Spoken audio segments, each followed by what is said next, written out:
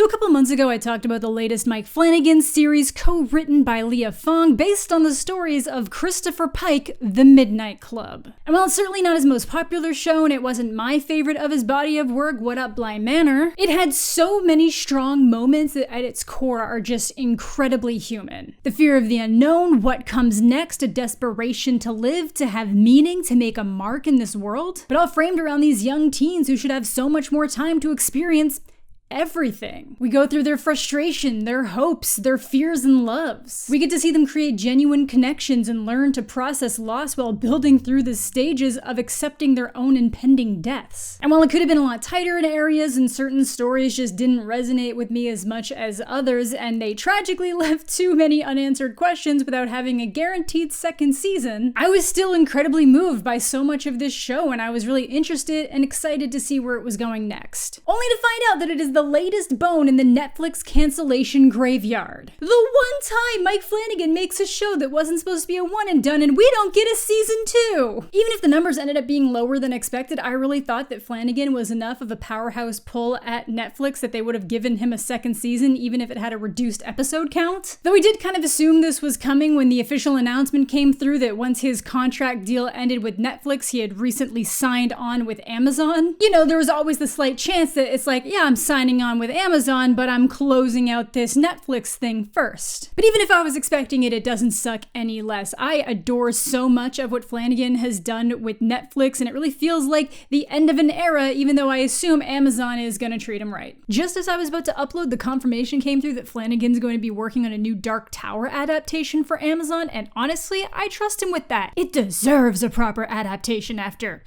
well, you know. But this is just the most recent in a slew of shows getting canceled by Netflix. It's nothing new, but often disappointing. I am still not okay about Teenage Bounty Hunters. I remember after season 3 of Umbrella Academy was a little bit lackluster to most people, and it asked more new questions than it answered existing. I was genuinely worried that we wouldn't get the 4th and final planned season, but thankfully that doesn't have to be added to the list of my personal disappointments. And I'll try not to be super mad. Netflix does do a lot of frustrating things, but I still believe that they produce and help make some of the best television and movies that we have right now. Cancellations are just currently a really big thing. Everyone's trying to figure out how to maximize their profits at the lowest possible expenditure for production fees. So they'd rather just pump out a bunch of new stuff to try to bring in new subscribers rather than making a second season of an existing show where you're probably going to get a drop off of viewership unless it's some kind of huge runaway success. But that doesn't mean I'm not still sad about some of the stuff going on over at Netflix. It was announced that First Kill wasn't being renewed, even though the Sapphics turned out in droves for this far from perfect but still heartwarming series. Less surprising to me was the Winx saga getting canceled after this last second season. I was really planning to talk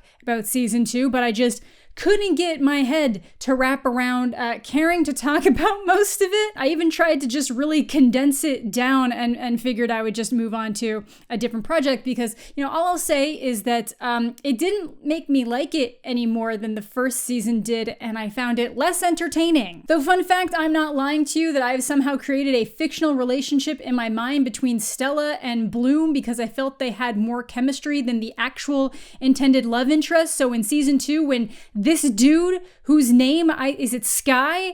I don't know. I literally was shocked that they were together because there's just nothing of interest going on there. But like most of the Netflix shows that are being canceled, including First Kill, it ended on a pretty big cliffhanger. So for that, I do apologize to the Winx fans. I am still upset about my gay vampires. But Mike Flanagan is apparently a man of the people, and because someone managed to get him on Tumblr, he outlined their plans for season 2. So all those cliffhanger mysteries aren't just left there hanging in the ether as they usually are forever. So I thought I'd talk about those plans here for people who are interested and might not be aware of that blog post. Talk about what goes in line with the assumptions I had, what goes outside of my thoughts, and what new Christopher Pike stories they were planning to adapt into the show. I'll have his post linked down below if you'd rather just read that or you're just interested in checking out his writing style, but I'll try to keep things interesting over here by scrounging up some clips from season 1 to guide you through the experience.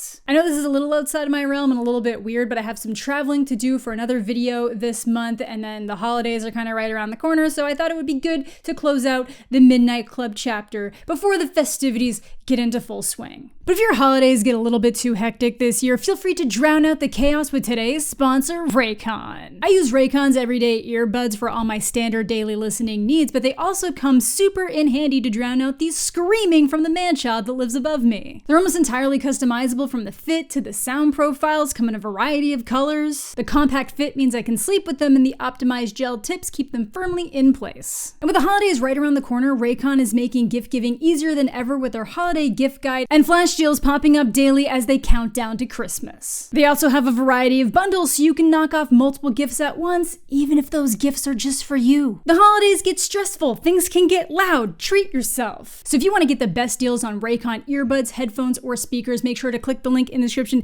down below or head on over to buyraycon.com/Jedi to save 15% off site-wide using the code HOLIDAY. All right, let's dive on in. Obviously, this video is going to make more sense if you've seen my first video, so I would recommend watching that because this is building off of that foundation. So check that out first if you haven't already, and obviously this is gonna have loads of spoilers for season 1, if that wasn't already obvious. And if you're interested in hearing my thoughts on some other Flanagan work, I have a video on Midnight Mass, and one of my favorite videos on my channel is my Bly Manor video, so I'll have those linked down below. Yes, I know I need to do Hill House. I love Hill House. It's just finding the time. It is a struggle. So just as a quick reminder to where we left off, most of season 1 is dedicated to Ilonka trying to find a cure for her disease, learning about someone named Julia Jane who disappeared from the hospice one night, then returned, miraculously cured of her illness, the same illness that Ilonka has. She learns about a cult called the Paragon who believed they had the ability to heal all diseases and increase life, and then eventually realizes that she's been talking and interacting with Julia Jane the entire show. But it turns out that Julia just went into regular remission back in the day, and now she's sick again. So she manipulates Ilonka into being part of her new death cult to heal her under the guise that no one would die and it would be to heal Ilonka. So now Ilonka has to reconcile both with the fact that she allowed herself to get pushed to such extreme lengths and accept the fact that there's no miracle cure and she's going to die. And the last thing we're left with is Stanton pulling off a wig that we didn't know she had, revealing the symbol for the Paragon tattooed on the back of her neck, leaving her intentions up in the air, though it seems fairly obvious to me that this was suggesting that she was the daughter of that original cult leader, which I'll touch on again in a bit. So instead of going in order of how the series was supposed to be laid out, I'm gonna start with the stuff I was right about in terms of what was gonna be carrying over from season 1, then clarify the stuff that I had a few theories on but was kind of wrong about, then dive into what else is going to flesh out this season, or what was going to flesh out this season. So the things that I was right about, as I felt was obvious, Ilonka and Kevin are the reborn versions of the original owners of the house. Ilonka is Stanley and Kevin is Vera. I went over this in my original video and how it tied to the Midnight Club book. I know some people were upset that they needed the book to fill in this particular gap of information to make it a certainty, but it always seemed obvious to me that this show was setting itself up for a second season, so it would make sense to hold that piece of information for a later reveal. Now that there isn't going to be a second season, your displeasure is very valid. But as I mentioned in my original video, Ilonka's stories in the Midnight Club book all seem to revolve around past lives she feels she remembers. And in each of those lives, there's a central person of importance to her that she feels is Kevin. Someone she loves, someone she always comes to find, and someone who always seems attached to tragedy. Though regardless of what happened and how short-lived their time is together, they always find each other again in that next life. Big gut punch, simultaneously as beautiful as it is heartbreaking. I love it. Maybe someday they'll get to exist without their love and connection being marred by some kind of tragedy, and maybe that has happened and we just didn't get those stories. So as I assume, that's what happened here, just with a different approach. Instead of her starting to directly remember each of these past lives, outside the two of them feeling like they already knew each other the first time they met, being in a location where versions of their past selves lived seems to be causing those eternal waves of the past to just echo forward to them. It's why while most of the kids in the show end up seeing the shadow, which we will get to, Ilonka and Kevin are the only ones who see the old lady and man. And specifically, Ilonka's always seeing the old woman unless she's looking in a mirror, and Kevin's always seeing the old man unless he's looking in a mirror. It's just they as the characters haven't realized that these are their past selves yet and are scared. For whatever reason, they they don't get the flashback to their happiest and younger times together, they get when they're like older and falling apart. Kind of like the echoed memories of what was last here. But they're scared for fairly good reason. I mean, the lady just wanders around talking about how hungry she is and just looms around. It's pretty terrifying. I also still wasn't sure if they had done something nefarious at Brightcliff before the cult stuff fully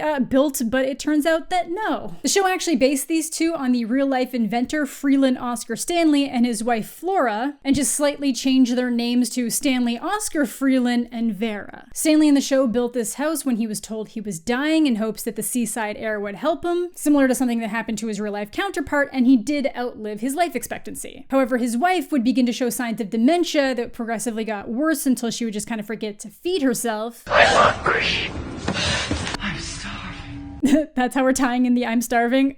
Okay, we'll allow it. But eventually she refused to leave the basement, and that broke Stanley's heart, so he had the walls painted to the woods and the ceiling to the night sky, and then made the floor into a labyrinth because he believed it might help her with her cognition if she kind of walked through it. Again, super heartbreaking, but I really thought they were gonna go in some kind of direction with the Eater of Time that Natsuki mentioned, and I think that would have been fun. Like, you can be the reborn versions of people who did shitty things to live longer. It would have thrown a wrench into the whole soul reborn thing if the ghostly versions were still eating souls and presumably had their own souls, but like, it's supernatural. We could have made it work. We could have gone with, no, their souls are gone. This is just like echoes of their body eating souls. I don't know. But okay, we will just go with the adorable soulmate angle where they just seem scary and the cult was the real baddie all along. Either way, mostly right about that one. I just needed a few details about the people filled in. But man, I think I really would have liked there to be an Eater of Time. Something lightly sinister like that lurking in the background that could be like defeated maybe, but I guess that I get that that's not what the show was going for, and that's okay. I just love a good mystery. And the other thing I was right about, which again seemed quite obvious, is that Stanton is in fact the daughter of Regina Ballard, the original cult leader who was given the name Athena, but her name was actually Georgina. I go over why I believe that in my original video, but it seemed pretty confirmed when we saw the tattoo on the back of her neck. Now, what I was wrong about actually ties into some of the other stuff I was wrong about when it came to the details about the older couple, because I thought that the Freemans might have started some kind of weird paranormal offering to live longer, which resulted in Vera becoming some kind of soul eater after death, or that the Eater of Years took her form in death, and that now there was some kind of like weird echo happening because that's technically Kevin's reincarnated body. But I get it's messy, I get it, but I kind of thought that Stanton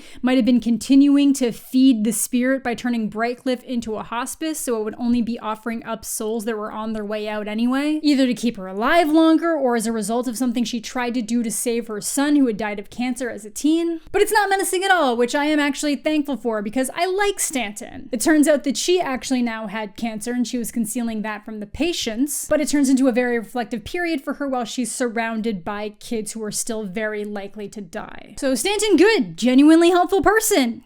Which brings us into clarifying details. Throughout the show, there's a shadow that seems to be hunting down the club members as they're approaching death. It scares them and seems like a pretty significant death omen. A lot of people thought it was death. I just really felt like it was some kind of malicious entity, but also apparently not sinister. While the show will initially reinforce the idea that the shadow is death when it tragically comes for Amesh, which also tragically shouldn't be surprising because he was fading pretty fast by the end of the first season. Then we see it again when it comes for Natsuki, also tragic. Honestly, it's teenagers dying of horrible diseases. It's all tragic. But the shadow actually comes out of one of Pike's other stories, Remember Me. A story that seems like it would have been a great independent adaptation in its own right. Remember Me follows a girl named Sherry whose death was ruled a suicide, but she knows she was murdered. So from the other side, she's trying to figure out who her killer is while being chased by the shadow, something described as more terrifying than death itself. But it turns out that the shadow is just a part of themselves. The worst that they know and think about themselves reflected back on them. So by the end, the shadow ultimately helps her solve her murder. So Flanagan decided to implement that idea of the shadow being a piece of themselves. So it would initially scare them because it's the unknown, but eventually once it got to you, it would help you prepare for death with understanding, turning it into a cathartic moment of acceptance instead of one of fear. And we saw that with Anya in season 1. During the ritual, the shadow finally surrounds her, and then she's mentally jumped forward to a reality where she's survived outside of Brightcliff, where the rest of the club is past and she has to live on with the guilt of being the lone survivor, before ultimately realizing that the radio she's been shutting off every night are the voices of the club from the other side of her door. I'd always clicked on at midnight because that's when the Midnight Club convenes. And all this ultimately lets her find acceptance in her death, getting her final catharsis as the voices of the club reach her through the monitor, and now I want to cry again. In terms of how the shadow is fully revealed, it starts when Kevin tragically dies. Ilonka's right by his side, so he doesn't have to go alone, but it slowly starts to kind of reveal this idea of like the reborn souls, and it brings him peace knowing that his death is just temporary and eventually he'll be back on a trajectory to find his soulmate, Ilonka, who is also tragically on the verge of death. I think I've used the word tragically almost every paragraph. So the shadow ends up coming for her pretty quickly, which gives her the full understanding of her life and lives. The remembering, as Flanagan put it, and knows that she has no reason to be afraid and that her and Kevin will know the joys of finding each other all over again. So while all these scary things have nice resolutions, probably because, teenagers dying is scary enough, they're going through enough. Because it takes an entire season to resolve these mysteries, there are still enough jumps and scares to be had, I would assume. Obviously, I haven't seen it, but it also obviously would have been very emotional, like only Mike Flanagan can achieve. Now, one last thing that returns from season 1 that I need to touch on because I'm so mad at myself for cutting it from the video the first time because the video just got way too long. The janitor. The janitor only seemed to pop up when someone was dying or had just died and offered up words of wisdom to whoever found themselves struggling both with processing that death and knowing that sooner than later they're going to be on the other side of this scenario. And I wanted to mention that it felt like more was going on with him, but the video was already so long that I just mentioned him in passing so the framework would be there if he came back in season 2. But it turns out that he is actually death, not in a menacing way, but just in a way that death is inevitable. People fear death even more than pain. He speaks to Amesh as he's moving towards his final moments, no longer able to talk, but still offering him words of comfort. He'll pop up again for Natsuki, which I thought would have been really interesting because we first see him when she's talking to him after the death of her roommate. Then he'll pop up for Kevin, and finally Ilonka. And I also would have loved to hear that conversation. I love the one they share in season 1 after Anya passes, and with Ilonka being the central character, I imagine it would have been full of gut punches, maybe even the gut punch to end all gut punches. She was gonna realize he was death in their conversation, so I feel like it would have resonated hard. So after the shadow came and helped her with the acceptance, death would carry her over gently to be with Kevin before they're both reborn. Woof, almost didn't make it through that line. I reached out to Flanagan on Twitter to see if he could maybe offer some specific words he might have had the janitors say in any of these scenarios, and I will report back if he answers.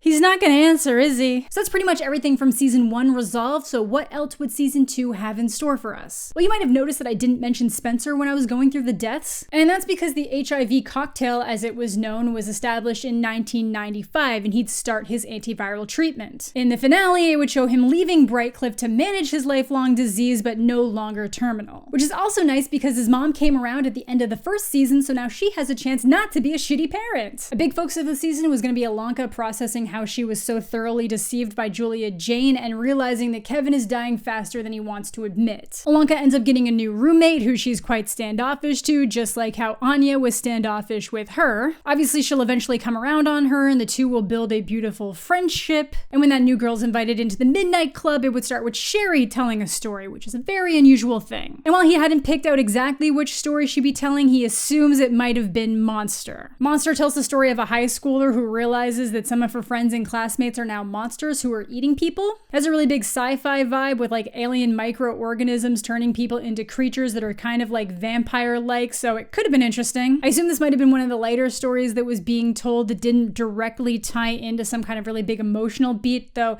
it could tie into Sherry's propensity for lying, because people obviously assume the girl who's saying that her friends turned into monster, so she had to kill them, might be lying. Now, Ilonka's focus for the Midnight Club was going to be the aforementioned Remember Me story, which Flanagan was super excited to cover, and I'm sad that he wasn't able to. They were going to stretch the story out over 5 episodes because she'd be trying to milk it as long as possible to get Kevin to hold on just a little longer, giving him something to hold on to just one more day so he can dodge death. But instead of Ilonka taking the form of the main character, it was going to be played by Anya, showing that she's living on in the minds of others. Ilonka's imagining Anya waking up as a ghost and navigating the afterlife, something that she believes happened to a degree in season 1 when when her statue was magically repaired. They had a pact where they would send a side from the other side, and Anya always said that hers would be something that you could actually touch, something you could see and feel. And it's all just a really nice way to solidify that even if these people are physically dead and gone, they live on in the minds and the stories these people continue telling. The season itself was set to end with Cherie telling this story to the new club attendees. All the members gone would now exist as a story to be passed on called the Midnight Club, which is ultimately one of the greatest points of comfort in this show. Death is so often unfair. People die, but they live on inside us as memories and the things they made us feel. That even without the reincarnation stuff, death doesn't mean gone. So that's essentially what we would have got from season 2 of the Midnight Club. It would have been brutal. It would have given us some jumps, some scares. Seems like it would have had a little bit less focus on a wide variety of stories, while it just really honed in on the specific emotional resolutions for these characters that are only around for a fleeting amount of time. I don't know if there's a chance that Netflix would let this show continue on another platform, because obviously they have the exclusive streaming rights going forward. I don't even know if Amazon would be interested in continuing a show established on a different streaming platform. But regardless, I am so glad that Flanagan is someone willing to show his hand on these kinds of plans and not wait on a potential what if, or just kind of leave it out there as like an FU. Not that he would be saying FU to the viewers, but just being so fed up that he didn't get his second season that he just wanted to wipe his hands of it. I think these characters deserved us knowing their stories, and I'm sure it'll help a lot of different people who might be dealing with or have dealt with similar things. But let me know what you guys are thinking down below, what you would have liked to see in the second season. Are there any Pike stories that you love that you would have liked adapted into this show somehow? Let me know down below. I'm sure this video is a little bit shorter than usual. I'm actually not sure how it's gonna shake out once it's edited, but I really did just really want to go through this with you guys to kind of close out the chapter, and I have another video coming out this weekend that's a lot less emotional if you need that pick-me-up. But thank you all so much for watching. Thanks as always to my Patreon supporters and YouTube channel members. Subscribe to the channel if you're new, leave a like on the video if you're into that kind of thing. All my social medias are linked down below. I hope you're all having a fantastic day. I'm mostly okay, and we'll catch you all later.